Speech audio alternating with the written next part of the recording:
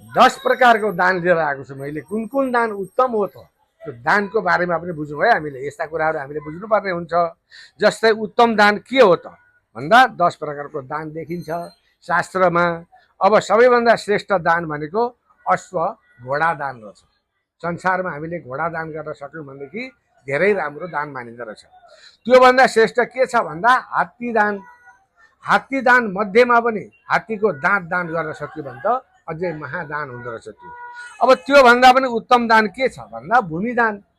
भूमि भयो भने त्यसमा हरेक चिजहरू उब्जनी हुन्छ, त्यसले मान्छेको धेरै कल्याण हुन्छ। त्योभन्दा उत्तम दान भूमि दान। त्यो भूमि दान भन्दा पनि उत्तम चाहिँ के रहेछ भन्नु होला भने तिल दान रहेछ। तिल दान गर्नाले धेरै पुण्य कमाइन्छ। अब त्यो तिल दान भन्दा पनि उत्तम दान के छ भन्दा सुवर्ण दान, सुन दान गर्नुपर्ने। सुन दान त यस्तो 3 लाख 4 लाख पुगेको ठाउँमा कसले पो गर्छ र, तैपनि थोरै भए पनि सुन दान गर्नै पर्ने हुन्छ। सुन त्यस्तो खालको छ, सुन दान गर्नै पर्ने हुन्छ। अब सुवर्ण दान भन्दा पनि उत्तम चाहिँ के भन्दा अन्नदान हो। अन्नले प्राण बचाउँछ। अन्नदान गर्ने सक्यो भनेदेखि जेसुकै पनि बाँच्न सक्छ। यो अन्नदान त्यस्तो छ। अब अन्नदान भन्दा पनि उत्तम दान के भन्दा कन्यादान। आफूले जन्माएर हुर्केर त्यो कन्यालाई दान दिन सक्नु पनि बहुत ठुलो कुरा रहेछ। कन्यादान त्यस्तो छ। अब कन्यादान भन्दा पनि उत्तम दान चाहिँ के छ भन्दा गाई दान। गाई दानको त्यत्रो महिमा छ।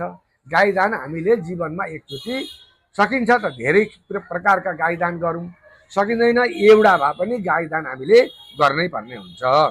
अब गाई दान भन्दा पनि उत्तम दान के छ भन्नुहुन्छ भनेदेखि विद्यादान हो।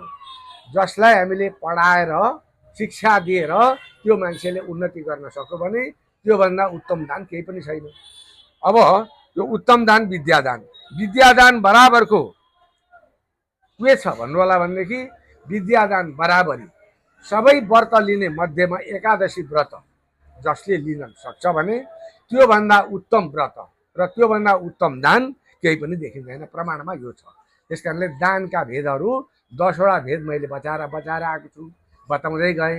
हजुरहरूलाई कस्तो लाग्यो यो चिन्तन मननको कुरा छ है। जय श्रीमन्नारायण।